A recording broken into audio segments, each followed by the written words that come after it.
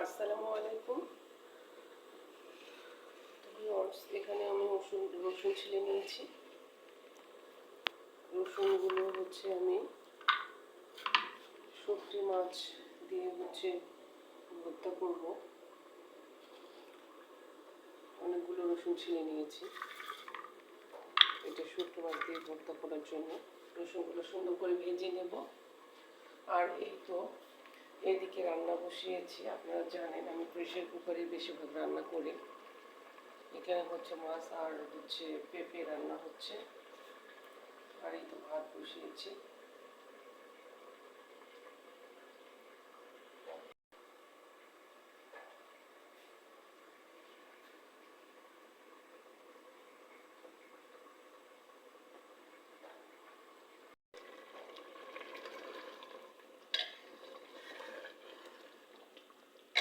আমি মাছগুলোই ফ্রাই করে নিয়ে পেঁপের ডালের মধ্যে এড করেছি।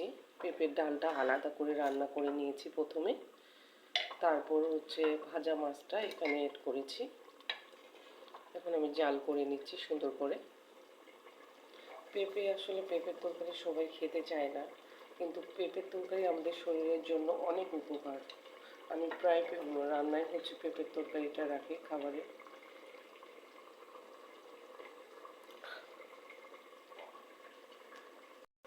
অনেকে বলে যে পেঁপের তরকারিটা নাকি অসুস্থ মানুষের জন্য। আসলে আমি বলবো না, এটা সবার জন্য খাওয়া ভালো। পেঁপের তরকারি খেলে শরীরের ভিতরে ঠান্ডা থাকে, অনেক উপকার। মাছ দিয়ে রান্না করলে খেতে ভালো লাগে।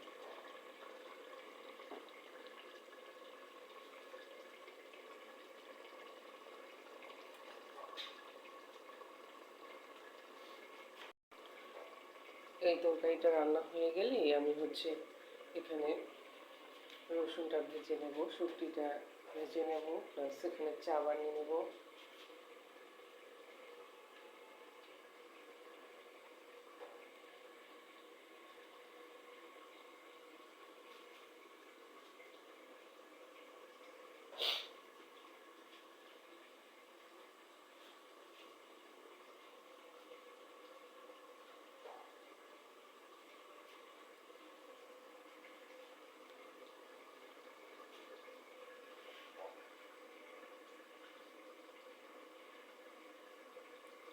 সাথেই থাকেন।